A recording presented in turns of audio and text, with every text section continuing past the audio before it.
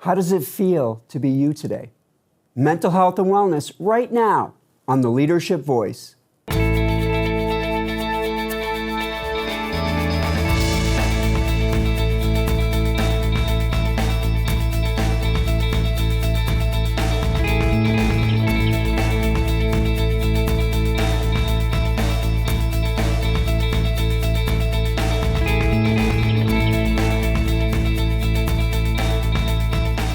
Welcome to the Leadership Voice. I'm your host, Jay Barbuto.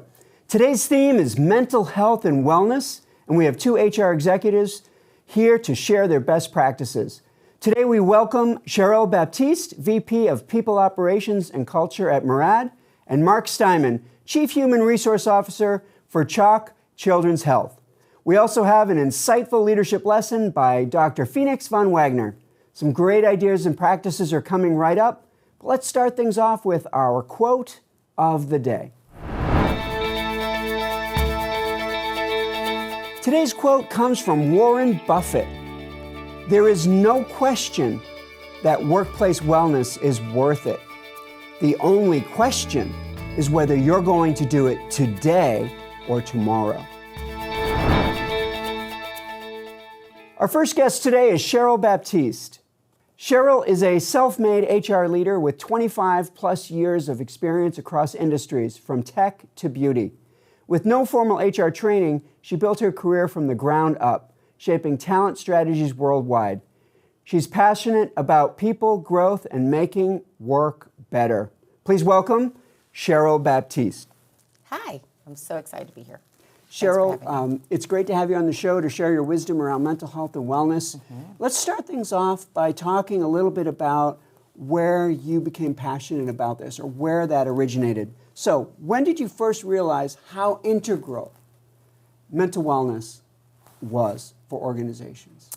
Honestly, it was around COVID. I think it really brought it to light because there was so much isolation. It became a thing. Even when we looked at, even from a healthcare perspective, I remember our provider was saying, we'll let you know how many people are reaching out for mental health benefits. And it was amazing that it was like skyrocketing, more so even than people were getting access for COVID. And just getting calls from employees that were just struggling because they were home alone, there was no access, and how mentally they were starting to struggle, that it became much more apparent that it was a need that was kind of on the back burner, that all of a sudden it was like, nope, this is a bigger issue, and how quickly it became like a hot topic. Wellness really took a dive during the pandemic, where we had triple or quadruple the number of mental wellness incidents. Absolutely. So that's when it became a priority. So what are some of the best practices you've seen organizations take on or become in order to start to address mental wellness? I think a lot of organizations, from an HR perspective, started with benefits, making sure that they ensured that there was access to mental wellness benefits, whether it was through group mental projects that they were able to make their employees exposed to, making sure that they had access through their healthcare plans, bringing in opportunities for people to talk. And I feel like that was the beginning of it. That was the beginning of where I was at, was that being able to say, look, this is an okay thing, creating policies around being able to have like a mental break day where you could take a day off, just not for any particular reason. You weren't sick, you just need a mental break. So I think putting a little bit of a focus on it and calling it that, not making it something else, but being very purposeful about saying this is for your mental well-being versus saying this is a sick day or this is a whatever. It's like, no, this is about your mental wellness. And so we've seen a lot of companies kind of like the starting point or the entry point. But what are some of the best things you've seen? Oh, some of the best things I've seen. I really feel like people that embed it into their culture. Like, I do believe that mental wellness that is done really well has become part of the fabric of an organization's culture. So it's not just a thing they do, it is the thing they live. And so once you live something, your approach to it is so much more purposeful and so much more thoughtful, and then it's received differently. Because I also think that mental wellness, you have to give permission to your employees to know that it's okay to use those benefits, to know that it's okay to say I'm having a hard time, to be able to have that opportunity to have those conversations with employees and with your leaders, to be able to say I'm not okay. And so I really think it becomes a cultural thing, because it's easy to, to stamp and say, oh, we're doing mental wellness, but then people don't feel like they can actually use it because it could be held against them. So I do think it really starts from a cultural perspective. So if there's just a few off-the-shelf kind of programs, then it's not necessarily part of the culture yet. Agreed. I think it's good to do, right? Because I do think that for that, if you're able to save one employee, if you are able to have one employee that'll use a resource, an EAP, that'll sign up for therapy, that didn't really have the access before, it's worth it. But from a culture perspective, if it becomes a kind of part of the fabric of who you are as an organization, then it becomes a very open, talkable subject that flows differently, because it creates an air of openness and acceptance that when you don't, it's a little bit differently. It becomes just a benefit, a thing that we offer. When it becomes part of the culture, then it then becomes part of the fabric of the organization. Absolutely. And it becomes a part of the value proposition. Absolutely. And it changes it. So if a person were heading up mental health and wellness, and they said, starting from the beginning, and from the ground zero, and they decided they wanted to develop mental health and wellness programs for their organization, where would be the place to start? Like, what would be the priority? I think going to leadership and saying, what does mental health mean to us as an organization? And what are we all willing to get behind? Because I think so often, any program, you say, look, we want to offer this program, but the leadership isn't really behind it. And so you announce it to the employee base, but yet they don't really feel like they can use it because the language isn't effectively run through the organization. Everybody's not in for it. So I do think that you start with, from a leadership perspective, I want to start a mental wellness program. What does that mean to us as an organization, and how far are we willing to go? And what can we all get behind? So that, because really it's a top down, you have to be able to, everybody has to be behind it, all the leadership, and then they pass it down to their leaders, which pass it down to the middle line managers. And so that message has to be consistent, and it starts with, who do we want to be in this space, and what does that mean to us as an organization? So I feel like you always have to start there. Otherwise, you may run into a wall where you offer this really great program and nobody uses, and you're like, why? And then you talk to employees, they're like, well, because my manager says they think it's a waste of time, or my manager poo-poos it every time I try to ask for a day off, or I say I need a mental day, they frown upon me, or I think I got passed over for a promotion. So it has to be something that everybody agrees is important. So I would start there, personally. So what happens if an organization poo-poos this? What happens if an organization says, we don't need this, and they don't prioritize mental health and wellness? What's going to happen for them? I think it becomes, culturally, or even just take out the culture, it creates turnover because people don't feel valued.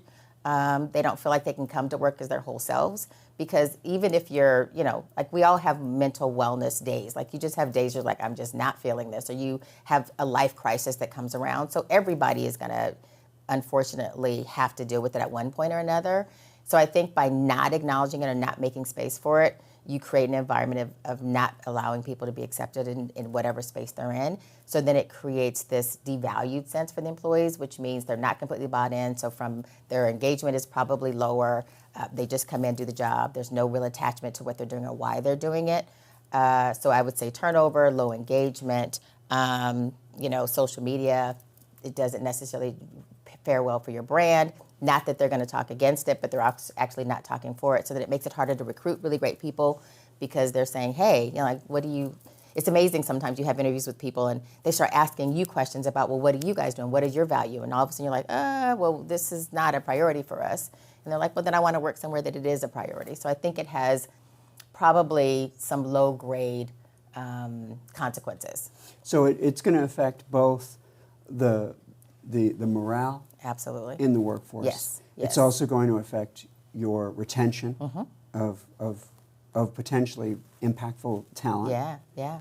And over time, it's also going to affect your ability to recruit.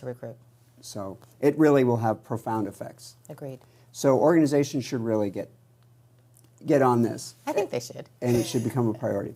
So what advice would you give an executive in charge of overseeing mental health and wellness? Decide what you want for the organization and decide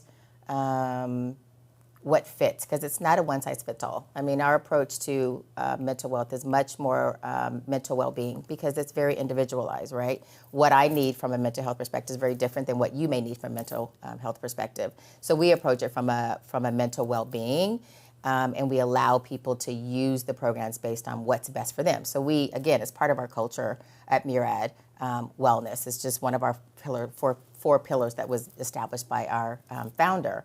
And so we offer a lot of different avenues for wellness, whether it be physical, mental, well-being as a whole, intellectual. So we give people the space, like what works for you, what's important to you, what's going to make you feel whole, what's going to bring the best you to the office, and you're going to be able to give 150% and want to be there.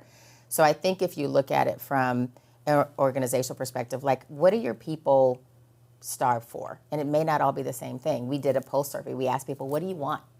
I think it's always great to ask employees, what do you want? Because it's easy for us to say, this is what you need, but is it what you want? So I think maybe having a pulse survey, asking your employees base what they're interested in, what's important to them. Is it time off? We did unlimited PTO because people said we work so much, we're stressed all the time. We wanted people to have more time off to be able to recharge, so we did unlimited PTO.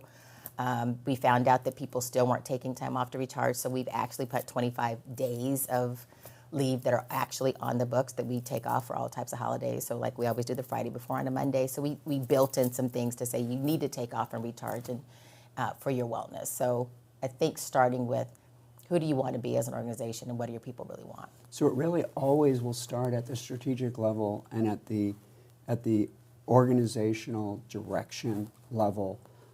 And companies, organizations have to decide whether or not they are going to embrace this as part of its culture, or are they going to, like a grocery store, just sort of pick out a couple of things and sort of piecemeal a little bit of a program. Agreed. And I think you can see, like, there's organizations that have really dived into it. And I know some people might say, oh, it's so touchy-feely, like we just need people to come to work. But I do think if you want people to come to work and be exceptional at that work, then you have to meet them where they are and support them to be able to bring that talent and fire to the job, because we all have moments where we're just not there. So I think if you humanize people and not just have, they're not just assets, they're actually individuals that come and you need their talent, treat them like that. Well said. I want to thank you for joining us on today's show. We're going to have you stick around because we're going to have a panel in a little while with you and Mark Steiman. Perfect. Thank you for having me. It's now time for a featured segment of the Leadership Voice. It's today's Did You Know? A significant portion of the workplace experiences anxiety and/or depression, with studies indicating that over 75% of U.S. workers report experiencing work-related stress, and 45% of U.S. workers report having experienced mental illness in their lifetime. It's now time for our Leadership Countdown. Today's countdown comes from ukg.com. We bring you the 4 elements of workplace wellness. Number 1, mental wellness. Number 2, physical wellness. Number 3, financial wellness. And number 4, personal wellness. Don't go anywhere. We have Mark Steiman in the studio right after a word from the Giles O'Malley Center for Leadership.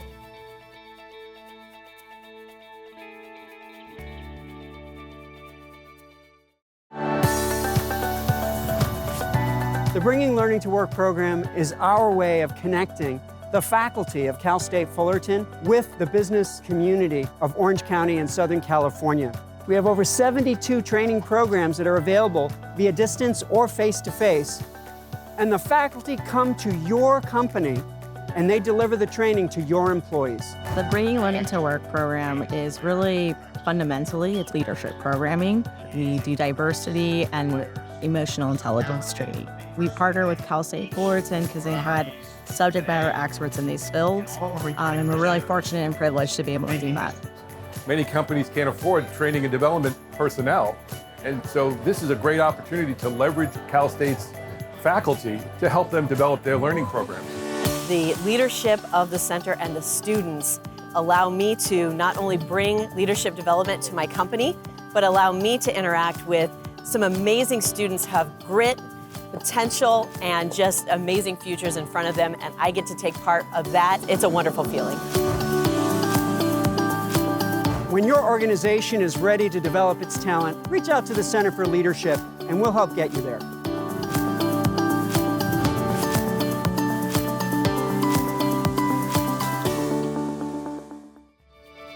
Our next guest is Mark Steiman. Mark is the Vice President, Chief Human Resource Officer for CHOC, where he leads the employee relations and engagement strategies for the pediatric healthcare system. Mark has close to 30 years of leadership experience in strategic workforce planning, change management, mergers and acquisitions, leadership and team development, leadership recruitment and retention, employee engagement, executive coaching, and organizational design. Please welcome to the show, Mark Steiman. Thank you, Jay. So nice to be here. Thanks for inviting me. Well, let's talk a little bit about the why. And Sure. Why is mental health and wellness such a priority at CHOC? Well, I guess the way I would frame it is at CHOC, we like to build and demonstrate every day our commitment to our cultural priorities. And one of the most critical cultural priority that we have is our people. We sincerely say that people are our most treasured asset at CHOC, and that's demonstrated every day in the work that we do. And when we live that commitment, what we're doing is we're building our team so that they could be more effective in serving our patients and families every day. And so when did this become a bigger emphasis for CHOC? When did it become such a core part of why CHOC exists?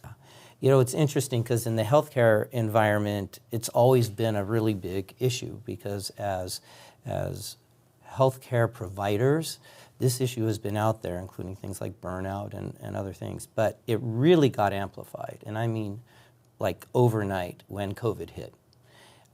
Things were in an environment that nobody had ever experienced before, and people were being authentic and real in a way that was dynamic, not just within CHOC, but across every industry, across the United States, across the globe.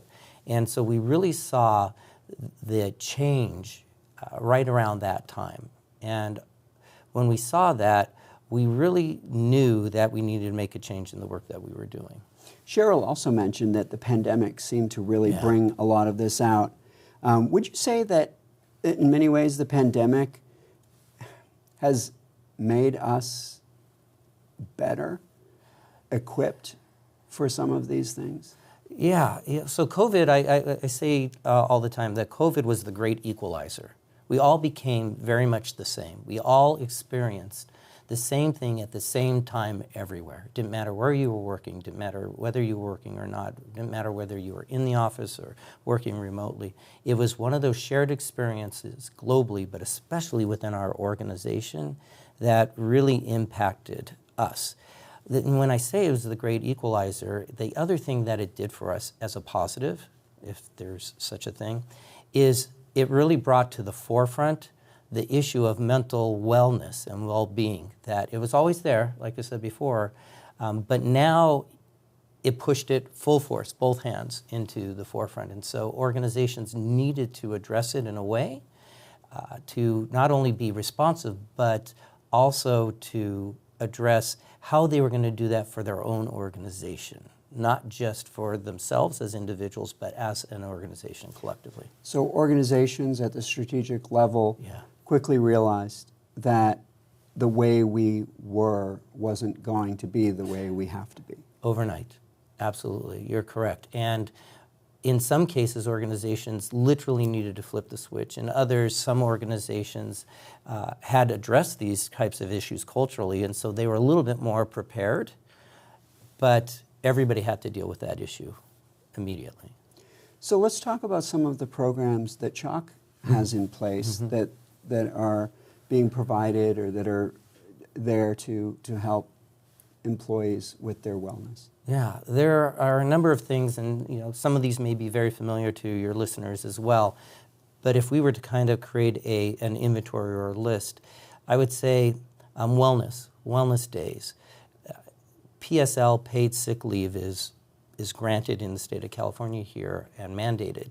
What we did was we took that a step further and we said, look, these are days that are given to you as part of what you are entitled to. We want you to use them. This is not a situation where we're saying we're giving them to you, but don't use them. So culturally, we wanted people to use them. And so one of the things that we did was we said, you can use this for any reason that you need to use this. You have been working really hard. You've just experienced a significant loss on the floor because the patient didn't make it, or you're experiencing a challenge at home and you really need to take some time for yourself. Use this for that time frame. So we made it very safe for people to start using that, and people get 5 days a year to do that beyond their paid time off. So that was one thing that we did. We really made it acceptable to leverage that. Another thing that we did was we enhanced our EAP, our employee assistance programs, so that we enhanced the number of sessions that you can use free of charge. The company would back and pay that, so that you felt like there was no reason why you couldn't afford or to use the benefit that was provided to you. Other things, because wellness isn't just about mental wellness. There's an overarching strategy around total wellness. So the bio, social, psychological wellness of our associates is really important. There's key elements that fall into that. So financial wellness, physical wellness, mental, emotional, social wellness, all those things tied together. So other things that you can look at include things like tuition reimbursement to help people grow and develop so that they feel like they're in a safe place that they can build for themselves as they're giving to the organization. Build a future. Yeah. We also instituted a program where you had backup childcare. So we wanted and needed our nurses to be able to come to work, but a lot of times if your child is sick, what do? You have to either call out, which impacts the organization, or you have to leave your kid at home. We took that equation out of the mix by saying we will help provide backup care, or even if it's adult care. And so we created added a benefit that associates could use and leverage that as well. So those are just some of the specific items as we go through them. There are many more, but those would be those. And so when you look at some of those programs, how are employees interacting with these programs, or how are they experiencing these benefits? Yeah, so they all experience it when they have a need, but they're also experiencing it by the fact that they have peace of mind that it's there if they need it. And what we found is that for those that have used it, it's enhanced the engagement. They feel like the organization has their back. And to that end, what they're willing to do is they're willing to go the extra mile to help support each other, which is key in the work environment, but also to do what they can above and beyond what their job description says. So there's a lot to be said for the peace of mind. Absolutely. For employees when they know that whether they need it today or not, knowing that it will be there if they find that they need these things, that in and of itself adds improves their experience. Yeah, that psychological safety and well-being is there, and we test that by doing pulse surveys. We talk with employees all the time. Is this working for you? How is this working for you? What does this mean for you? So if you were to point to one of those programs and say, I think this one might be the most impactful one. Gosh, again, I think they're all impactful, but I think the one that I would speak to is one that we're actually just introducing right now. And what we have done is we've worked with our insurance broker and our insurance provider, and we said we want somebody on site. We have a great EAP program. It's working really well. People are utilizing it. We want somebody on site, a licensed marriage family therapist that can provide guidance to our associates, our physicians, our volunteers, anybody who is part of our CHOC family that's ready now. And we literally have just launched that at the beginning of April. So I'm very excited about that. That is somebody that's going to be out there rounding. That's somebody that's going to help our associates when they want and need the help by just either lifting up the phone or going online and scheduling an appointment. So I'm very excited about this. We just launched this. So let's talk about leadership. Yeah. What role should leaders or do leaders expect to play in mental health and wellness? I think the leadership contract has changed over the years, and again, especially since COVID. And I think anybody who says and raises their hand, I want to be a leader, needs to sign up for being an advocate, an ally, a leader in driving and supporting what your associates need in that space. Again, it could be financial wellness, it could be physical wellness, it could be social wellness. So that whole biosocial, psychological wellness component. And I think they need to understand that they need to be a more active listener in this process. Don't just listen to what somebody says as an employee, listen to what they're telling you. Because that will, as a leader, give you the insight so that you can more effectively support that individual. And then when you hear what they say and listen to what they tell you, allow them what they need in order to do what they need to do to get to a place where they can continue to contribute. So if a leader is moving into an executive role or moving into a leadership role, and they have these perceptions or they have these notions that they don't want to have to deal with or operate these kinds of situations, they're really not, they don't really understand what they're signing up for, do they? I think they've already told themselves what they don't want, and that may be not the right path for them, which is a nice way of saying, don't be a leader in that kind of a role. You can be a leader in many other ways, but if you want to be a leader of people, you need to know you are actually signing up for that as part of your mission. And the extent to which you're signing up for that is only going to increase, isn't it? Absolutely. It will never go back to the avoidance behavior that leaders were able to get away with before. Today, it's about jumping in, full body, not just feet first, but full body into that level of commitment. The good news about that is your employees are waiting for you to do that, and they will receive you as a leader in a very effective way. I want to thank you, Mark, for being on the show today. You'll stick around because we're going to have a leadership panel when we bring Cheryl back on. Love that. It's now time for our leadership example. Today's leadership example comes from healthiestemployers.com. We bring you the healthiest small, medium, and large size employers in Southern California.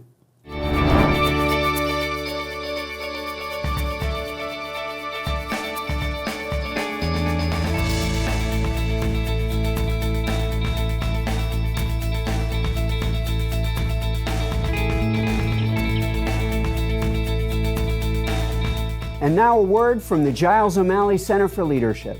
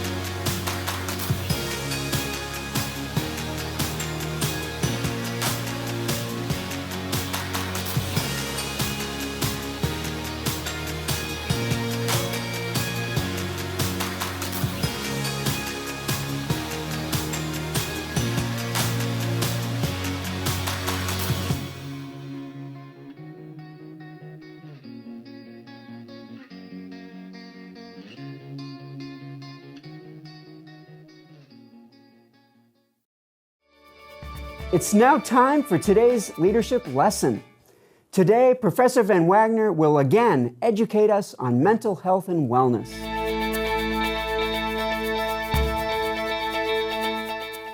I am Dr. Phoenix Van Wagner. Welcome to today's leadership lesson. If you're feeling like work is getting heavier, even when nothing new's been added, you're not imagining it. Work design matters, and poor design is costing us our mental health. Recent research, including a groundbreaking 2023 review in The Lancet, confirms what many employees already feel. The way work is structured, like unrealistic workloads, constant time pressure, and a lack of autonomy, can actually cause mental health symptoms. That includes burnout, anxiety, even depression. Let's be clear. This isn't just about having a bad boss, it's about systems. And leaders have the power to redesign those systems for healthier outcomes without sacrificing productivity. Here are 3 research-backed strategies for mental health positive work design. First, promote autonomy and control. According to the Job Demand Control Model by Karasek, high demands only become damaging when people lack control. Let your team decide how they get things done, and when possible, give them a voice in what they do. Second, recalibrate workload and expectations. Harvard Business Review warns about the false urgency trap. Not everything is urgent. Leaders can model healthy boundaries and ask, is this deadline necessary or just habitual? And third, normalize recovery and breaks. Studies show that micro breaks, like a walk, stretching, or even quick chats, can restore mental energy. Leaders who take breaks signal that rest isn't laziness, it's strategy. So here's your challenge this week. Audit one task or process. Ask your team, does this support well-being? Then make one change, however small, that protects mental space. The best work gets done when people feel seen, safe, and supported. Rethink work, and you'll unlock the real potential of your team. I am Dr. Phoenix, and this has been today's leadership lesson.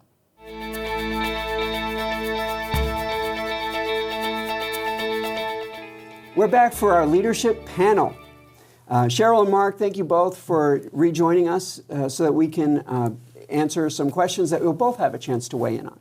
Sounds good. Thank you. Great to be here. Yeah. So I have 3 questions, and you'll each take turns answering first, but you'll both have a chance to answer each question. Okay. The first question is for Cheryl.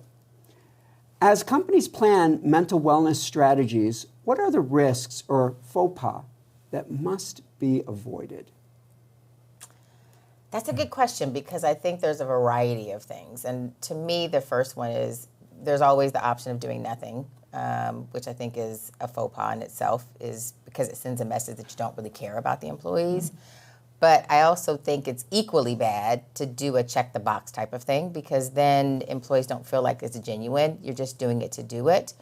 And again, the messaging, I think, around what you do really kind of sets the tone on whether or not employees will feel, as Mark was saying with his team, that when he was talking about how you want employees to feel like they can use the resources and that there's no bad, I don't know, I'm saying juju, but that's a whole nother thing. Mm-hmm. But there's not a bad vibe about actually using the services that you're providing as an organization. And I think when you do a check the box, employees tend to be fearful of actually utilizing those because there's already a stigma to some people around mental health.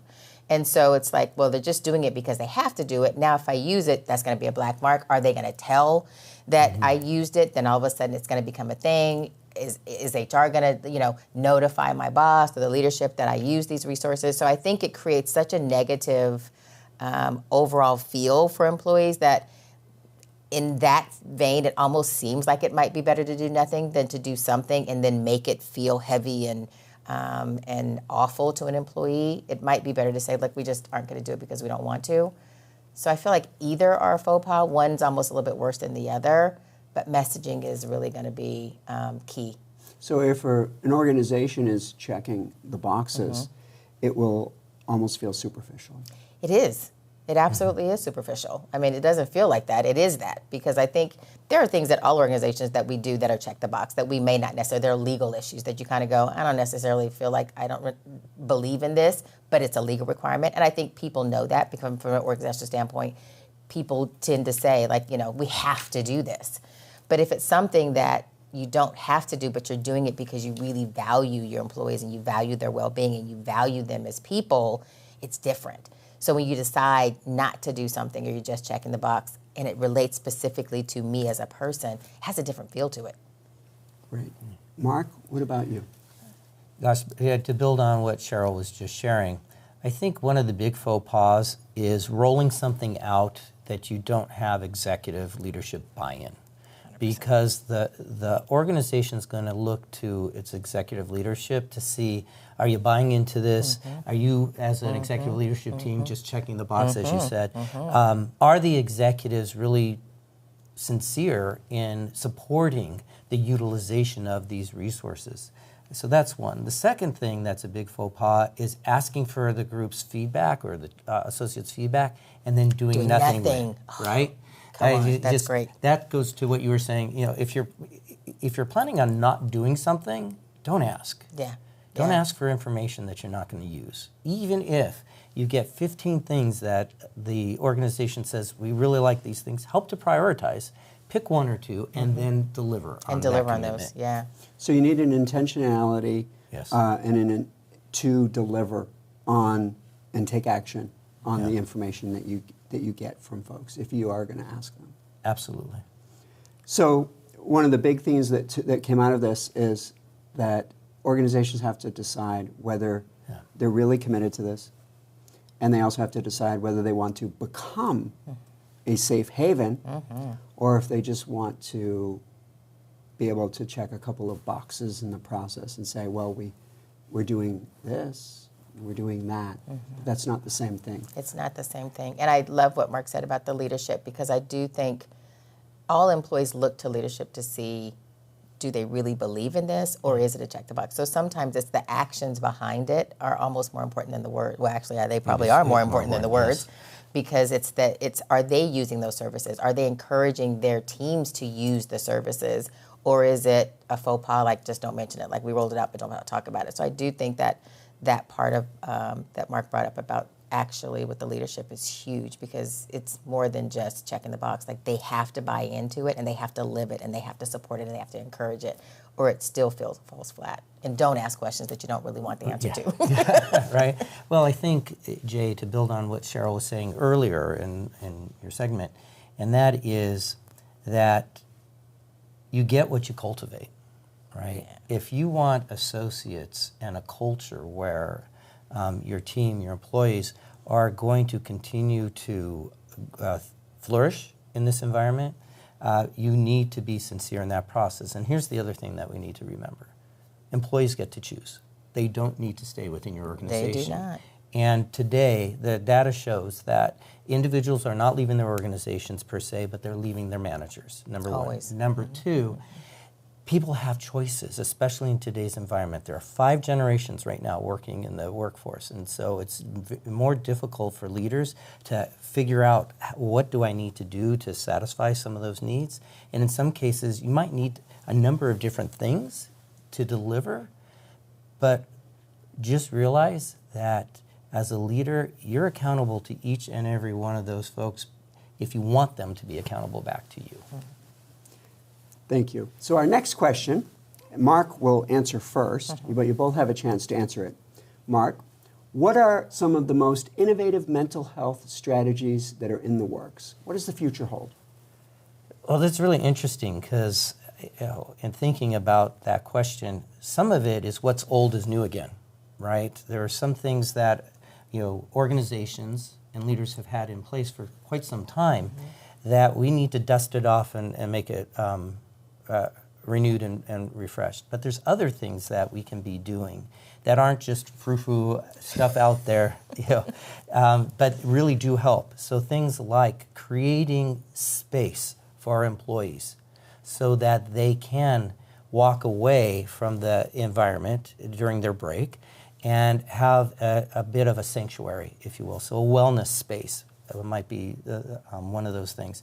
What CHOC has been doing is in their population health movement, they have been going to schools, elementary schools, and creating wellness spaces, which I'm very excited about, where the students can start to learn how to self-regulate. Oh, wow. And perform better and find a place that's considered a safe place for wellness. Bringing that same concept into the work environment, I think, is something that we're going to start to see a little bit more of. Cheryl, same question. What does the future hold for mental wellness? I think it's kind of open-ended. I love what CHOC just rolled out, like having on-site mental wellness opportunities for people to talk to therapists. I would love to see that. I'd love to be able to have access to be able to do that, like from their computers. Like I'd love to people to be able to have on the spot mental support, because I think sometimes it's in that moment, right, that you just need something, and sometimes it's 15 minutes. I would love to see it become a little bit more immediate, that people can get services quicker and more immediate. I love the space, creating wellness spaces. I do think that's something that's important. I do think, like you said back in the day, like I would love, like I'd go hide in the bathroom when I needed a minute. I'm gonna run to the bathroom, and then they're like, she's in there for 3 minutes, for 30 minutes, because just to get away. So I do think creating a space where employees can go and just take a moment to breathe. We have a basketball court, so I have employees that go out and I'm just gonna go out and play basketball for 20 minutes because they just need to get out. I think that, people bringing dogs to work is a calming factor, and it also forces them to be able to go outside to walk the dog, to go to the bathroom, to get out. But I'd like to see a little bit more immediate response, and I would like to see organizations make it a priority and value people. I mean, it's such a world peace comment, but it is. I would love for leaders to be trained to understand very much what Mark was saying, is that every individual is very specific on what their needs are. There is no one size fits all. And because of the 5 generations, you have to really spend time getting to know what each individual employee needs and how to support them so that they can bring their best self to work. And realize that, yes, you have a busy schedule, and yes, you have 50,000 things to do, but as a people leader, your number one responsibility is to support the people. Because if you support the people will support you, the business will flourish, and everything is gravy. But if you don't do that, it's hard. I've had managers say, managing people is hard. And I'm like, because you make it hard, because you're not listening to them, because you're not supporting them, because you're not meeting them where they are. It's actually not that hard if you genuinely care about the people that report to you, and you genuinely spend time having one-on-ones and talking to them. So I think in my pie in the sky, what I'd love to see in the future is better leaders. Because I think if you have better leaders, from presidents, CEOs up, I think if we can create people that are more people-centric instead of number-centric, people will always generate the income and the bottom line that you need if you invest in your people. And I still think organizations still spend much more time feeling like they got to focus on, meeting the bottom line, and the people are just there to support that struggle, versus saying, if I seed into my people, if I make better leaders, if I create systems and an environment where people thrive and support and feel supported, all of that will come. You can't, because like you said, people will work harder, people will show up, people will go above and beyond. So you're going to hit your bottom number and more. You're going to get more out of your people if you invest in them. And I still think organizations or leaders haven't quite got that yet. So I think in my pie in the sky, and as a human resources person, I just want people to really realize that the power is in the people. The power is not in the profits. The profits will come. And it's all going to happen in layers. Organizations have to decide what type of organization they're going to be, and how committed they are going to be to this, if they're going to embrace this and become an organization that is a safe haven. They also need to decide what that will look like for their employees and develop the programs that will be the most value added for those folks. and they need to prepare their leaders to be able to be ready for the challenges that they're facing. Yeah. So it's now time for the final word. This is your chance, each of you, to give one final piece of advice or final pearl of wisdom. And Cheryl, you get to go first. Oh my gosh. My final piece of wisdom, what would that be? Genuinely listen to your HR professionals. I do often feel like organizations look at human resources as a necessary evil for a lot of the wrong reasons. Yes, for the legal, yes, to protect the organization from litigation, yes, to recruit and all those types of things, but I think that organizations need to lean in a little bit more because we are the people. And so again, going back to, culture, which is really driven by the leadership, by the president, not by HR. We support it, but we don't decide what that is. But I wish that organizations would lean a little bit more to HR and ask us to help drive what's going to make the organization better instead of using us as such a tactical piece of the business. We have so much more to offer than I think organizations know. Some do, but a lot still don't look at HR as a real player or a partner in the success of a business. But in that same space, I would encourage HR professionals to learn their business. Don't just be the person that talks about turnover and headcount. Learn the business. Be a person that's sitting at the table that understands the value and the struggles of the overall business. And then you talk and you give suggestions around how to pull the people into that. So I think that's a double-edged sword. I think the leadership has to be open to it, but I also think we as professionals also have to come to the table with more knowledge than just the people knowledge. We have to be able to talk the language. We have to be able to understand and know the business of what we're in, so that then it's not just pie in the sky all the time. It's like, I know what our bottom line is. I know what our struggle is. I know who our top customers are. I can have a complete financial conversation about the business that I'm in. Now let me tell you how the people can apply to that. And then you get a little bit more leverage. So an HR person will be better able to advocate for wellness initiatives and wellness programs if they understand the industry and understand the business that much better. Absolutely. They'll be able to describe the link and describe the value add. Mark, it's now time for the final word. The pressure.